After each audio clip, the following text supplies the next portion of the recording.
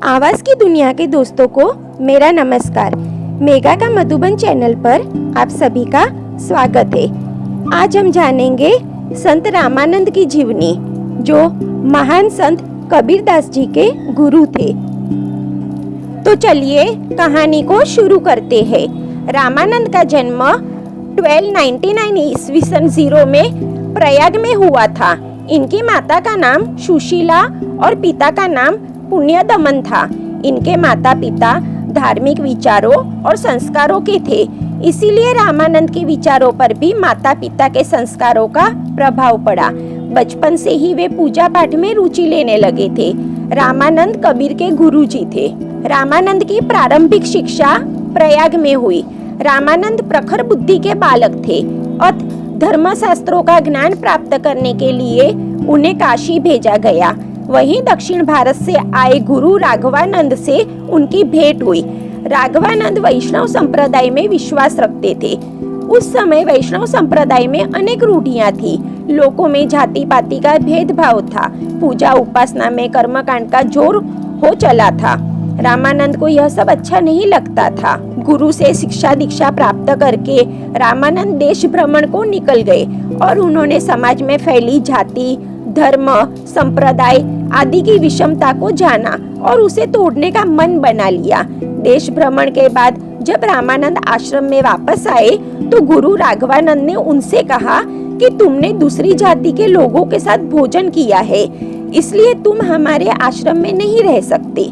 रामानंद को गुरु के इस व्यवहार से आघात पहुंचा और उन्होंने अपने गुरु का आश्रम त्याग दिया। रामानंद के मन में समाज में फैली ऊंच नीच, छुआछूत, जाति पाति की भावना को दूर करने का दृढ़ संकल्प था। उनका विचार था कि यदि समाज में इस तरह की भावनाएं रही तो सामाजिक विकास नहीं हो सकता। उन्होंने एक नए मार्ग और नए दर्शन की शुरुआत की, जिसे भक्ति मार्ग की संज्ञा दी गई। उन्होंने इस मार्ग को अधिक उदार और समता मूलक बनाया और भक्ति के द्वार धनी, निर्धन, नारी, पुरुष, अछूत, ब्राह्मण सबके लिए खोल दिए। धीरे धीरे भक्ति मार्ग का प्रचार प्रसार इतना बढ़ गया कि डॉक्टर ग्रियर्सन ने इसे बौद्ध धर्म के आंदोलन से बढ़कर बताया। रामानंद के 12 प्रमुख विषय थे, प्रमुख शिष्य थे, जिनमें अनंतानंद, कबीर, पीपा, भावानंद, रविदास, नरहरि, पद्मावती, धन्ना, सुरसुर आदि शामिल है।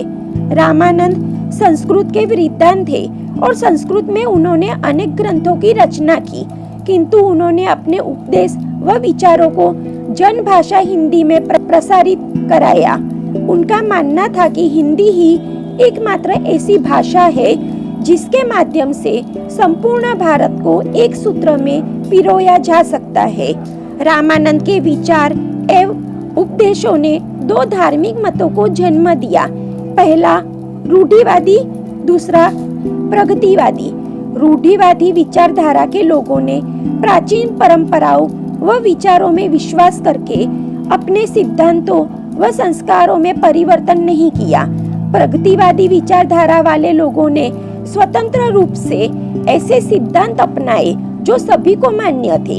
इस परिवर्तन से समाज के सभी वर्गों को समान अधिकार मिलने लगा। रामानंद महान संत थे। उनकी वाणी में जादू था। भक्ति में सरोबार रामानंद ने ईश्वर भक्ति को सभी दुखों का निदान एवं सुखमय जीवन यापन का सबसे अच्छा मार्ग बताया है। लगभग 112 वर्ष की आयु में 1412 ईस्वी सन में रामानंद का निधन हो गया। संत रामानंद राम को अनन्य भक्त और भक्ति आंदोलन के जनक के रूप में सदैव स्मरण किए जाते रहेंगे। तो आज की वीडियो यहाँ पर समाप्त होती है। हम फिर मिलेंगे किसी नए वीडियो में अन्य टॉपिक पर चर्चा करते हुए। Thank you very much.